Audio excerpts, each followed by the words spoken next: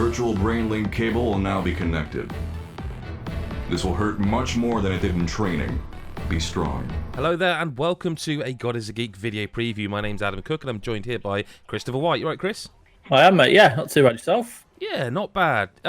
Quite interested because I think I had this game all wrong. We're talking about Scarlet Nexus, the next upcoming game from Bandai Namco that I thought was kind of like Code Vein, like in that it was like a Soulsy game, but you have played a significant amount of it, I believe, right? Yeah, a good chunk of it, mate. Yeah. 3 hours. Oh. Okay. So. Yeah, go for it. I'd say go for it. Just tell us, some thoughts, and I'll fire some questions if I have some, I suppose. Yeah, no. So my original thought when starting to play is that it reminds me more of a Platinum Games game. Okay. Yes. Rather than like Dark Souls. I'll tell you why. Because the combat is incredibly varied, and it also, in the same sense of like Nier, for example. You feeling all right? Because I'm worried about what you're sort of saying. Platinum Games, Nier, and people are probably just like me, if just their attention's just gone. Yes. Well, do you know what? I genuinely think this combat is excellent, and it provides like lots of maneuvers in combat, and I'll get into them in a minute. But the kind of fluidity at which you do so is quite straightforward. It's not complicated. You end up with so many kind of things to think about, but it never kind of gets confusing. So essentially, you've got your two straightforward attacks with your swords, like in pretty much every game like this, your light and your heavy attack. However, you've also got a special ability, which is psychokinesis. So essentially, you can lift things up and throw them at enemies. So, in the very first training bit, you're lifting up cars, boards, stuff, and so you're launching them at enemies while still fighting with your sword.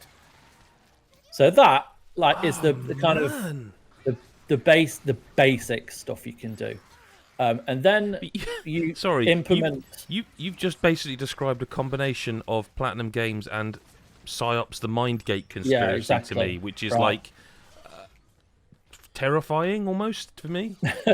So, well, yeah, I mean, it is very similar, and then you get to improve upon your psychokinesis by there are items where you press a button to throw them, and it just throws them whilst you're firing. Then there are special objects in the environment, so something maybe larger or something slightly different, where you use the left trigger to then pull that instead of the right trigger. And then you've got like button prompts to which is normally like press the two sticks in a different direction or something like that. And then that does even more damage by using these special objects. So you've got that to contend with. And then there's like your upgrade system where you can upgrade these moves and whatnot. But the really cool thing is that with your party, you meet other kind of like-minded individuals who have different psychic abilities or kind of special things like pyrokinesis, there's the names of them. I've never heard them in my life, but like certain ones where you can equip an ability that turns your kind of body into like stone, so you take very limited damage, or you could use like hypervelocity where you can run really fast but everything slows down. Wait, and you're using that at the same time as your own abilities. So are you switching between characters? No, it's you. Because the main concept of this OSF, the kind of special force that you're a part of, you're all connected kind of cerebrally. So when you're fighting in your party, if your party has one of these abilities, you can use that to on enemies themselves. So you can switch from your pyrokinesis for a little short while to kind of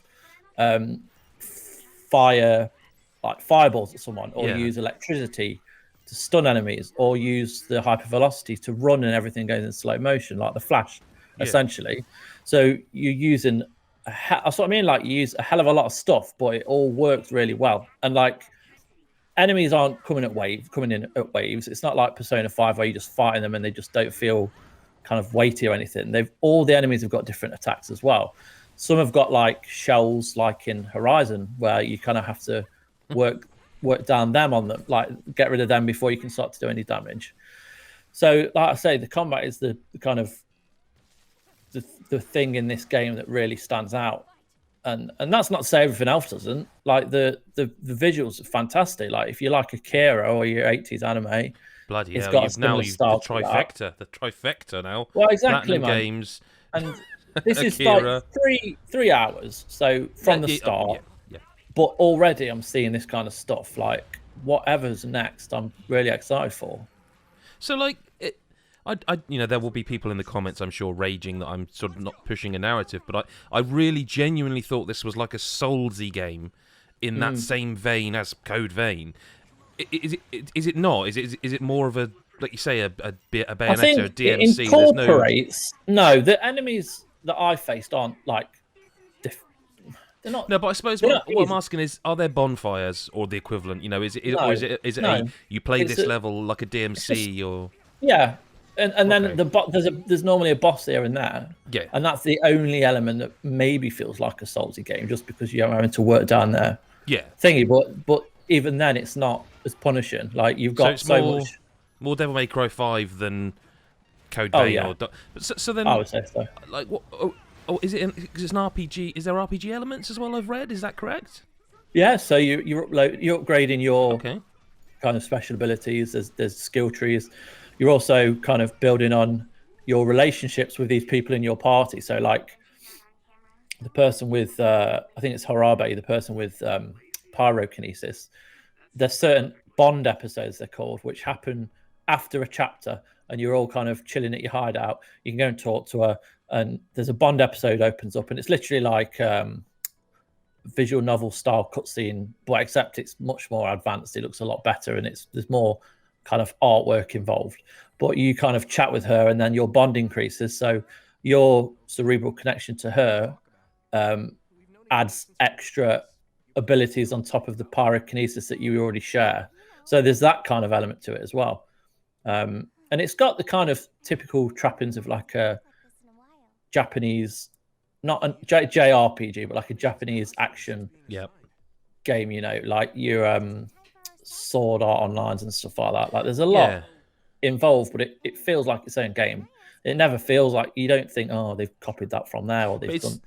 It's funny, man, because it wasn't that long ago we were having a discussion on our podcast about how like Devil May Cry, Bayonetta, I guess you could bring Nier into that.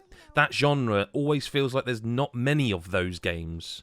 So I'm like, you know, I don't want to be. I should say at the time we're literally talking, I haven't looked at the footage yet, so this is all kind of new to me. But everything you've described is like right up my flagpole. Like it's not the game I thought. Yeah, you'll see when you watch it because there's added touches. Just like certain enemies have like a visible brain, which like takes the form of like a light. It looks like a big light bulb, and you can do this move called a brain crush, where this like little animated cutscene opens up, and you kind of take them down, kind of like your special moves in Persona 5, where it opens up like a little cutscene and you do damage. Like so, there's all that. And like, there's probably more later down the line, like, which I haven't found yet.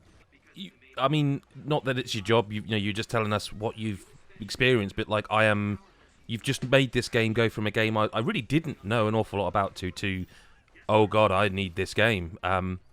Yeah, I think you will love it. I think many people will love it if they like. I don't like throwing comparisons around. No. You've done it, though. Like, You've done easily, a few of them. Right? But that's the only way I can kind of... Yeah, I mean... kind of compare this to nobody what's invokes the holy trinity of Akira, sort of psi-ops the Mindgate conspiracy, which is maybe just one of my holy trinities, and like, you know, Platinum Games. Yeah. No one invokes that trifecta unless they're serious about it. We'll probably talk more about this game, I would imagine, on our podcast, which you can catch us live each week if you're there at the time. If not... maybe you can ping Chris some questions on Twitter at GodIsGeek or what your own Twitter, Chris. Do you want to pimp that? Yeah, it's at Christopher. There you go. Go and try and spell that. Yeah, you might have to Google that one. Otherwise, do stay tuned. Make sure you hit subscribe if you've just found this video randomly. Have a look around the channel. You'll find that we're quite nice chaps, and we always give it to you honestly as we can, which is completely honestly, basically. That's the answer to that. Thank you so much for watching. Do hit the bell button and leave us a comment. Leave us a comment telling us if you're excited. Are you in the same camp as me, where you sort of thought what this game was, but you've just realised, nope, it's something else, and you're very excited like I am. Chris, thanks so much for your time. No worries, mate. Thank you. And we'll see everybody else in the next video, or whenever you choose to watch, listen, whatever. We'll see you next time. Bye-bye for now.